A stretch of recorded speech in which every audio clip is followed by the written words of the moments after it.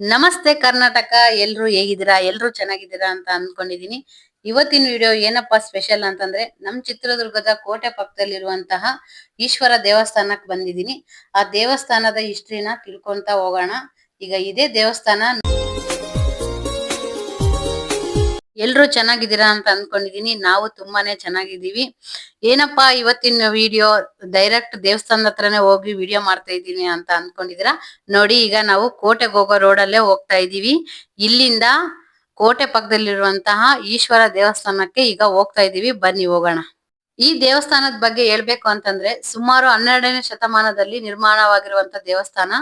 ಈ ದೇವಸ್ಥಾನ ಯಾರಪ್ಪ ನಿರ್ಮಿಸಿದ್ದ ಅಂತಂದ್ರೆ ಚಾಲುಕ್ಯರ ಕಾಲದಲ್ಲಿ ನಿರ್ಮಾಣವಾಗಿರುವಂತ ದೇವಸ್ಥಾನ ಆಗಿರುತ್ತೆ ಈ ದೇವಸ್ಥಾನ. ಈ ದೇವಸ್ಥಾನದ ಬಗ್ಗೆ ವಿಶೇಷತೆ ಏನಪ್ಪಾ ಅಂದ್ರೆ ವರ್ಷದ 350 ದಿನ ಅಂದ್ರೆ ದೇವಸ್ಥಾನ ಕಟ್ಸಿದಾಗಿಂದ ಹಿಡಿದು ಇಲ್ಲಿವರೆಗೂ 12ನೇ ಶತಮಾನದಿಂದ ಹಿಡಿದು ಇಲ್ಲಿವರೆಗೂ ಅಲ್ಲಿ ಒಂದು ಕಲ್ಯಾಣಿ ಇದೆ.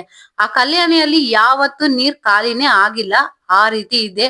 ಆದ್ರೆ 100 ವರ್ಷದಿಂದ ಇರುವಂತ ಆಮೆನೂ ಇದಾವೆ ಅಲ್ಲಿ. ಅಲ್ಲಿ ಹೋಗ್ಬಿಟ್ಟು ಆ ದೇವಸ್ಥಾನ ಯಾವ ರೀತಿ ಇದೆ ಏನು ಅದ್ರ ಬಗ್ಗೆ ಅಂತ ಒಂದೊಂದೇ ಆಗಿ ತಿಳಿತಾ ಹೋಗೋಣ. ಈಗ ನೋಡಿ, ನಾವು ಕೋಟೆ ಪಕ್ಕದಲ್ಲಿರುವಂತ ಅದೇ ರಸ್ತೆಯಲ್ಲಿ ನಾವು ಹೋಗ್ತಾ ಇದೀವಿ. ಇಲ್ಲಿ ಮೊದ್ಲಿಗೆ ಆಂಜನೇಯ ಸ್ವಾಮಿ ದೇವಸ್ಥಾನ ಬರುತ್ತೆ. ಇದನ್ನ ಹೋಗಿ ಅಲ್ಲಿ ಬರ್ಬೇಕಾದ್ರೆ ರಿಟರ್ನ್ ಅವಾಗ ವಿಡಿಯೋ ಮಾಡಿದೀವಿ. ಅದನ್ನು ಸ್ವಲ್ಪ ಕ್ಲಿಪ್ಸ್ ಹಾಕ್ತೀನಿ ಕೊನೆಯಲ್ಲಿ ನೋಡಿ. ಈಗ ನೋಡಿ, ನಾವು ಒಳಗಡೆ ಹೋಗ್ತಾ ಇದೀವಿ ಆ ದೇವಸ್ಥಾನಕ್ಕೆ.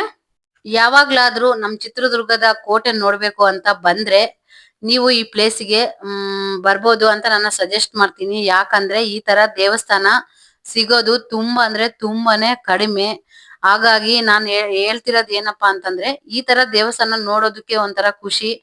ಅದೇ ರೀತಿ ಈ ಚಿತ್ರದುರ್ಗದ ಕೋಟೆಗೆ ಬಂದವರು ಇಲ್ಲಿಗೆ ಬರಲ್ಲ, ಆಲ್ಮೋಸ್ಟ್ ಯಾರು ಬರಲ್ಲ. ಕೆಲವ್ರು ಗೊತ್ತಿರುತ್ತೆ, ಗೊತ್ತಿಲ್ದೇನೆ ಇರ್ಬೋದು. ಆದ್ರೆ ನಾನ್ ಹೇಳ್ತಿರೋದ್ ಏನಂದ್ರೆ ನನ್ ವಿಡಿಯೋ ನೋಡಿದ ಮುಖಾಂತರ ಈ ಕೋಟೆಗೆ ಬಂದವರು ಇಲ್ಲಿ ಒಂದು ದೇವಸ್ಥಾನ ಇದೆ, ಹಳೆ ಕಾಲದ ದೇವಸ್ಥಾನ, 12ನೇ ಶತಮಾನದಲ್ಲಿ ನಿರ್ಮಾಣವಾಗಿರುವಂತ ದೇವಸ್ಥಾನ ಇದೆ ಅಂತ ಬಂದು ನೋಡ್ಕೊಂಡು ಹೋಗ್ಬೋದು. ಹಾಗಾಗಿ ನಾನು ನಿಮ್ಗೆ ತಿಳಿಸ್ಕೊಡ್ತಾ ಇದ್ದೀನಿ. ಇಂಟ್ರೆಸ್ಟ್ ಇರೋರು ಕೋಟೆಗೆ ಹೋಗೋರು ಇಂಟ್ರೆಸ್ಟ್ ಇರೋರು ಇಲ್ಲಿ ಒಂದ್ಸರಿ ಬಂದು ನೋಡ್ಕೊಂಡು ಹೋಗ್ಬೋದು. ತುಂಬಾ ಅಂದ್ರೆ ತುಂಬಾನೇ ಚೆನ್ನಾಗಿದೆ ದೇವಸ್ಥಾನ. ಪಕ್ಕದಲ್ಲಿ ಅಲ್ಲೇನೆ ಸಾಯಿಬಾಬಾ ದೇವಸ್ಥಾನ ಇದೆ, ಅದನ್ನು ವಿಡಿಯೋ ಮಾಡಿದೀನಿ. ಅದು ನೋಡಿ. ನೋಡಿ, ಈಗ ನಾವು ದೇವಸ್ಥಾನದ ಹತ್ರ ಬಂದ್ವಿ. ಇಲ್ಲಿ ಬಂದ ತಕ್ಷಣ ನೋಡಿ ಮೊದ್ಲು ಸಿಗೋದೆ ಕಲ್ಯಾಣಿ. ನೋಡಿ, ಈ ರೀತಿ ಇದೆ ಕಲ್ಯಾಣಿ. ನೀರು ಯಾವಾಗ್ಲೂ ಇದೇ ರೀತಿ ತುಂಬಾ ಇರ್ತವೆ ಕಲ್ಯಾಣಿ ತುಂಬಾ. ನೋಡಿ, ಈ ತರ ಇದೆ ಅಲ್ಲಿ ದೇವಸ್ಥಾನ ಎಲ್ಲಾನ. ನೋಡಿ ತೋರಿಸ್ತಾ ಇದೀವಲ್ವಾ, ಎಲ್ಲ ನೀವೇ ನೋಡ್ತಾ ಇದ್ದೀರಾ ವಿಡಿಯೋದಲ್ಲಿ ಎಲ್ಲಾನ. ನೋಡಿ ಎಷ್ಟು ಚೆನ್ನಾಗಿದೆ. ಅಂದ್ರೆ ಜಾಸ್ತಿ ಕೋಟೆ ನೋಡಕ್ ಬಂದವರು ಈ ಕಡೆ ಬರೋದಿಲ್ಲ ಆಲ್ಮೋಸ್ಟ್ ಯಾರು. ಚಂದವಳ್ಳಿ ಕೆರೆಗೆ ಹೋಗೋದಾಗಿರ್ಬೋದು, ಇಲ್ಲ ಬೇರೆ ಕಡೆ ಜೋಗಿಮಟ್ಟಿಗೆ ಹೋಗೋದಾಗಿರ್ಬೋದು. ಬಟ್ ಈ ಪ್ಲೇಸಿಗೆ ಕಡಿಮೆ ಜನ ವಿಸಿಟ್ ಮಾಡೋದು.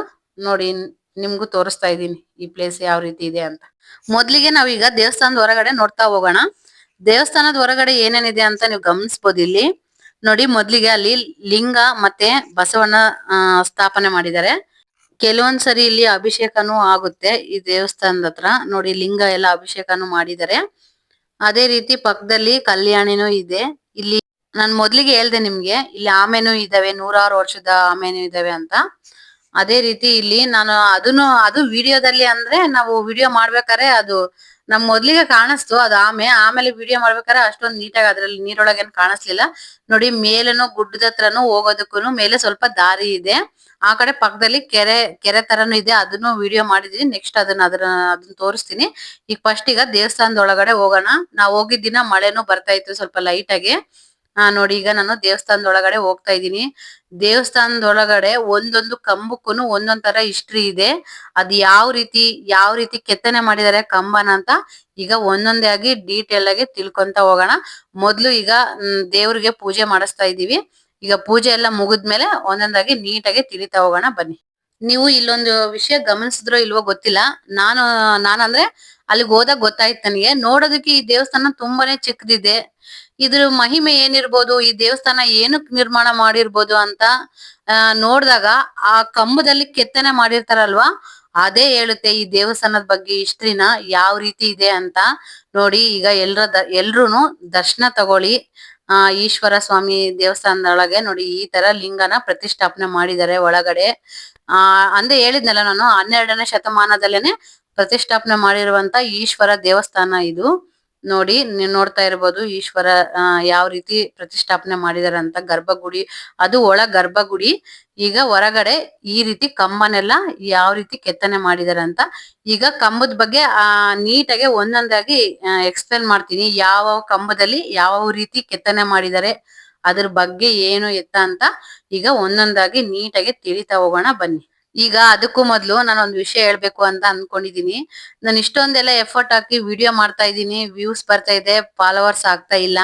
ನಿಮ್ ಫ್ರೆಂಡ್ಸಿಗೂ ಫ್ಯಾಮಿಲಿಗೂ ಶೇರ್ ಮಾಡಿ, ಹೆಚ್ಚಿನದಾಗಿ ಸಪೋರ್ಟ್ ಮಾಡಿ, ಕಮೆಂಟ್ ಮಾಡಿ ಅಂತ ಹೇಳ್ದೆ. ಅದೇ ರೀತಿ ನಮ್ಗೆ ಸಪೋರ್ಟ್ ಮಾಡಿ ಅಂತ ಇದೇ ರೀತಿ ಸಪೋರ್ಟ್ ಮಾಡ್ತೀರಂತ ಅನ್ಕೊಂಡಿದೀನಿ. ಈಗ ಮುಂದೆ ವಿಷಯ ಕಂಟಿನ್ಯೂ ಮಾಡೋಣ.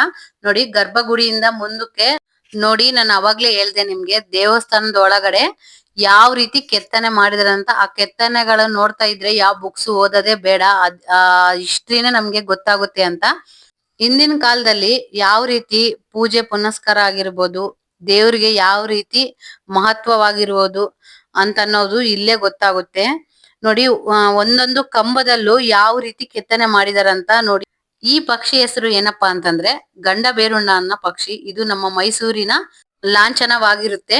ನೋಡಿ, ಇಲ್ಲಿ ಕೆಳಗಡೆ ಶತ್ರುನ ಯಾವ ರೀತಿ ಸಂಹಾರ ಮಾಡ್ಬೇಕು ಅನ್ನೋದಿದೆ. ಅದೇ ರೀತಿ ಕೆಳಗಡೆ ಚಾಮುಂಡೇಶ್ವರಿಯ ವಿಗ್ರಹನು ಕೆತ್ತನೆ ಮಾಡಿದ್ದಾರೆ. ಚಾಮುಂಡೇಶ್ವರಿ ವಿಗ್ರಹನು ಅದಾದ್ಮೇಲೆ ಇದು ಒಂದ್ ಸೈಡ್ ಮಾತ್ರ.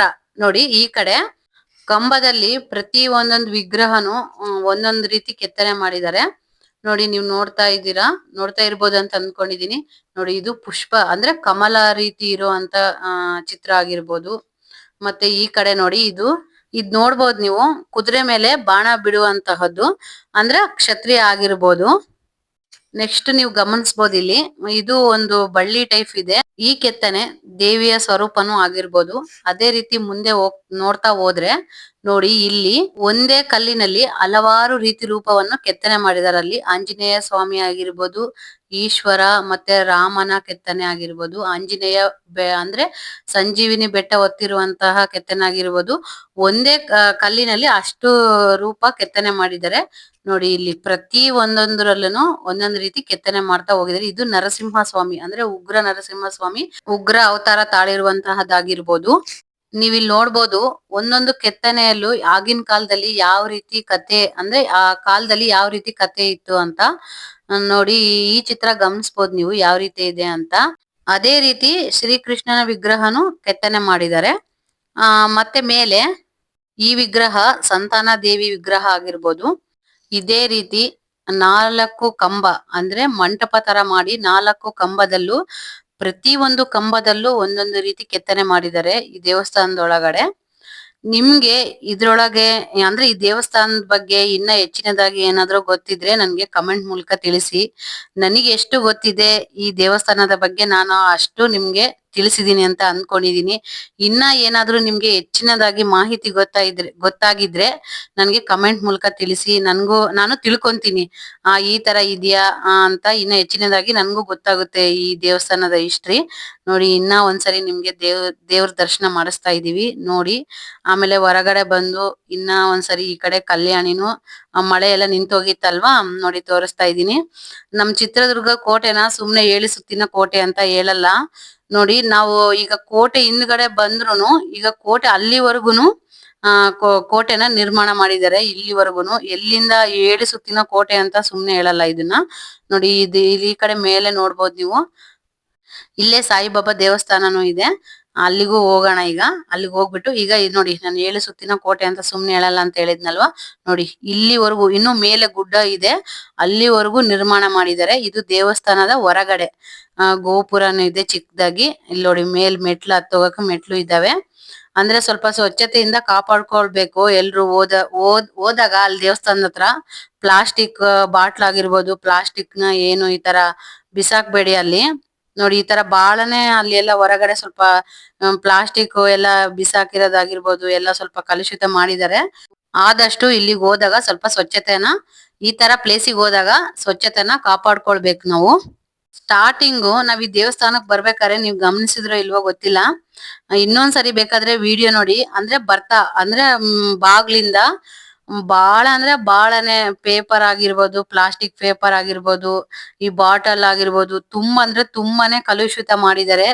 ದಯವಿಟ್ಟು ಈ ತರ ಪ್ಲೇಸಿಗೆ ಬಂದಾಗ ಆದಷ್ಟು ಈ ತರ ಸ್ವಚ್ಛತೆಯನ್ನ ಕಾಪಾಡಿ. ಈ ತರ ಎಲ್ಲ ಕಲುಷಿತ ಹೋಗ್ಬೇಡಿ. ಇದೊಂದು ಮನವಿ ಅಂತ ತಿಳ್ಕೊಳ್ಳಿ. ನೋಡಿ ನಾವು ಈಗ ಸಾಯಿಬಾಬಾ ದೇವಸ್ಥಾನ ಇದೆ ಅಲ್ಲೇ ಪಕ್ಕದಲ್ಲಿ ಅಂತ ಹೇಳಿದ್ನಲ್ವಾ, ನೋಡಿ ಇಲ್ಲೇ ಇದೆ ದೇವಸ್ಥಾನ. ಎಲ್ರು ದರ್ಶನ ತಗೊಂಡು ದೇವರು ಎಲ್ರಿಗೂ ಒಳ್ಳೇದ್ ಮಾಡ್ಲಿ. ನೋಡಿ ನೀವು ನೋಡ್ತಾ ಇರ್ಬೋದು, ಇದೇ ಸಾಯಿಬಾಬಾ ದೇವಸ್ಥಾನ.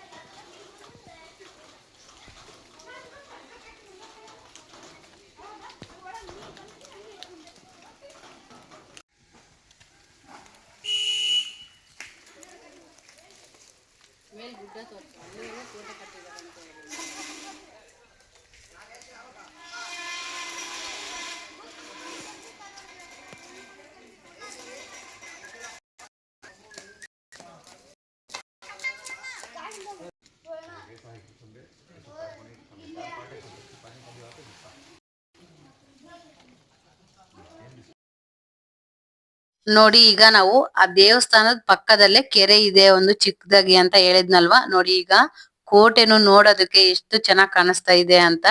ನೋಡಿ ಇದೆ ಆ ಕೆರೆ. ನೋಡಿ ಇಲ್ಲಿವರೆಗೂನು ಕೋಟೆನ ನಿರ್ಮಾಣ ಮಾಡಿದ್ದಾರೆ. ಅವಾಗ್ಲೇ ನಾನು ಹೇಳಿದ್ನಲ್ವಾ, ಸುಮ್ನೆ ಹೇಳಲ್ಲ ನಮ್ ಚಿತ್ರದುರ್ಗನ 7 ಸುತ್ತಿನ ಕೋಟೆ, ಕಲ್ಲಿನ ಕೋಟೆ ಅಂತ. ನೋಡಿ ಇದೆ ಅದು ಕೆರೆ, ನೋಡ್ತಾ ಇರ್ಬೋದು ನೀವು. ಈ ಒಂದು ಕೆರೆನ ಕೋಟೆ ಹಿಂದ್ಗಡೆ ಯಾಕೆ ನಿರ್ಮಾಣ ಮಾಡಿದಾರ ಅಂತಂದ್ರೆ, ಜನಗಳಿಗೆ ಪ್ರತಿನಿತ್ಯ ಬಳಕೆ ಮಾಡ್ಕೊಳೋದಿಕ್ಕೆ ನೀರು ಅಗತ್ಯವಾಗಿರುತ್ತೆ, ಕೃಷಿ ಮಾಡೋದಕ್ಕೆ ಅಗತ್ಯವಾಗಿರ್ಬೇಕು ಅಂತ ಈ ಕೋಟೆ ಪಕ್ಕದಲ್ಲಿ ಈ ಒಂದು ಕೆರೆನ ನಿರ್ಮಾಣ ಮಾಡಿರ್ತಾರೆ. ಈಗ ಅಲ್ಲಿಂದ ನಾವು ಸೀದಾ ಆಂಜನೇಯ ಸ್ವಾಮಿ ದೇವಸ್ಥಾನ ತೋರಿಸ್ತೀನಿ ಲಾಸ್ಟಿಗೆ ಅಂತ ಹೇಳಿದ್ನಲ್ವಾ, ನೋಡಿ ಇಲ್ಲಿ ಹಳ್ಳಿ ಮರ ಇದೆ. ಅದೇ ಹಳ್ಳಿ ಮರದ ಪಕ್ಕದಲ್ಲೇ ಆಂಜನೇಯ ಸ್ವಾಮಿ ದೇವಸ್ಥಾನ ಇದೆ. ಅಂದ್ರೆ ಬಾಗ್ಲ ಹಾಕಿದ್ರು, ನಾವು ಹೊರಗಡೆಯಿಂದನೇ ಸ್ವಲ್ಪ ವಿಡಿಯೋ ಮಾಡ್ಕೊಂಡ್ವಿ, ನಿಮ್ಗೂನು ತೋರಿಸ್ತಾ ಇದ್ದೀನಿ. ನಿಮ್ಗೆ ಈ ವಿಡಿಯೋ ಎಲ್ಲ ನೋಡ್ಬಿಟ್ಟು ನಿಮ್ಗೆ ಏನ್ ಅನ್ನಿಸ್ತು, ನಿಮ್ಗೆ ಇಷ್ಟ ಆಗಿದ್ರೆ ನಿಮ್ ಫ್ರೆಂಡ್ಸಿಗೂ ಫ್ಯಾಮಿಲಿಗೂ ಶೇರ್ ಮಾಡಿ. ಮತ್ತೆ ಕಮೆಂಟ್ ಮಾಡಿ. ನಿಮ್ ಕಮೆಂಟ್ ಮೂಲಕ ನಮ್ಗೆ ತಿಳಿಸಿದ್ರೆ ಇನ್ನು ಹೆಚ್ಚಿನದಾಗಿ ವಿಡಿಯೋಸ್ ಮಾಡೋದಕ್ಕೆ ನಮ್ಗೆ ಸಪೋರ್ಟ್ ಆಗುತ್ತೆ. ನೆಕ್ಸ್ಟ್ ನೀವು ಹೆಚ್ಚಿನದಾಗಿ ಜಾಸ್ತಿ ಕಮೆಂಟ್ ಹಾಕಿದ್ರೆ ಕೋಟೆ ವಿಡಿಯೋನು ಮಾಡಾಕ್ತೀನಿ. ಇನ್ನು ಬೇರೆ ಯಾವ್ದಾದ್ರು ಪ್ಲೇಸಿಗೆ ಹೋಗಿ ವಿಡಿಯೋ ಮಾಡಿ, ಚಿತ್ರದುರ್ಗದಲ್ಲಿ ಈ ತರ ಗೊತ್ತಿಲ್ದಿರುವಂತ ಪ್ಲೇಸಿಗೆ ಅಂತಂದ್ರೆ ಅದನ್ನು ಸಹ ನೀವು ಕಮೆಂಟ್ ಮೂಲಕ ತಿಳಿಸಬಹುದು. ಇದೇ ರೀತಿ ಇನ್ನೊಂದು ಯೂಸ್ಫುಲ್ ವಿಡಿಯೋ ಜೊತೆಗೆ ಸಿಗೋಣ, ಮತ್ತೆ ಭೇಟಿಯಾಗೋಣ. ನಮಸ್ಕಾರ.